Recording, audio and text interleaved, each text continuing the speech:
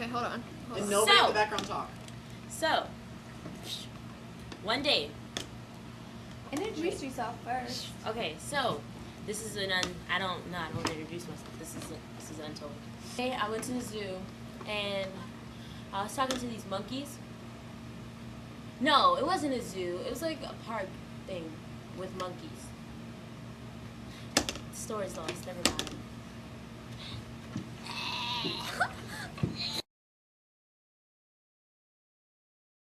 I'm gonna rap. Give me a beat. Yeah. Oh, I like that beat. I'm rolling down the street. I don't have any beat. I'm black, but I can't rap. Now you going African on me. What you want me to drop on?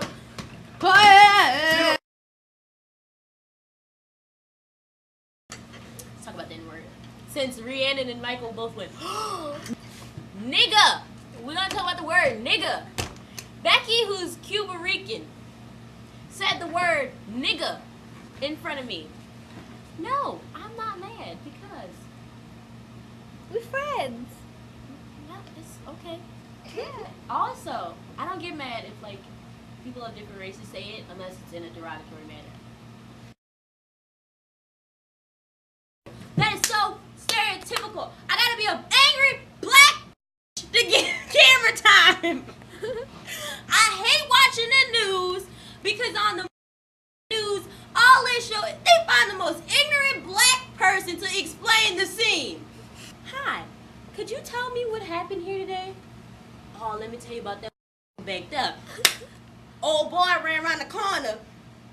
He pulled out a shotty. Next thing you know, you hear boo, boo, boo, boo. Me and my boy Trip, we ran around the corner and we was gone. Next thing you know, we came around here, 5-0 everywhere.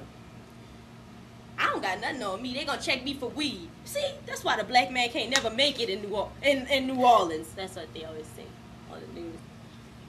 Hi, my name's Tia Joseph. I've relocated to Orlando, Florida after Hurricane Katrina. Yeah, I'm a New Orleans native. My first day here was the very night before Hurricane Katrina actually hit New Orleans. I evacuated previously when they gave warnings of the hurricane coming. I came here because my father had already been living in Orlando because his job stations him all over the country with the work that he does.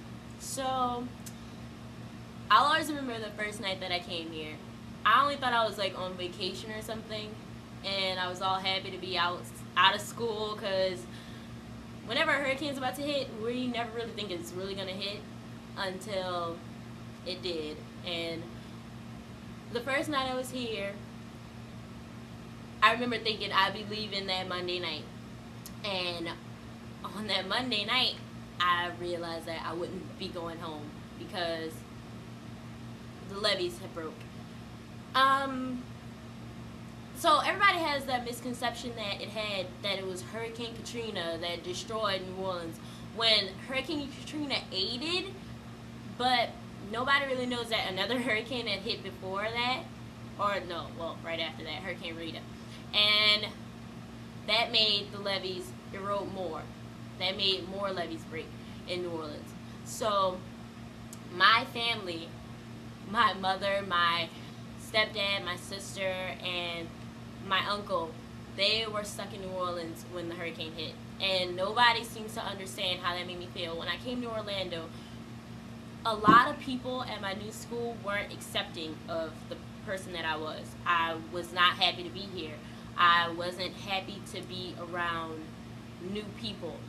I felt like my whole life had been taken from me. And nobody seemed to understand that, no, I wasn't looking for a friendship. I was looking to go home. And it really made me mad when everybody would make their little jokes and comments about, oh, well, New Orleans is gone, it's underwater, or something like that. And it was really ignorant of them because New Orleans is only underwater for 2 weeks. And yet I still hear comments of, oh, New Orleans is underwater. And I go there every other weekend. But besides the point. When I started school here, a lot of people didn't understand me because I was very different. I wasn't exactly happy with my life now. I don't think I'm so happy at all with it now either. It's just really hard to talk about it because it's like I'm showcasing my life for the world to see, and nobody will ever understand the tragedy that I went through because everybody always thinks it was their fault, they didn't leave, but nobody seems to understand that if you keep constantly getting told that something's going to happen and it's going to happen and you never hear it, it never happens, you're not going to listen to it. You're not going to listen to the warnings until it does happen.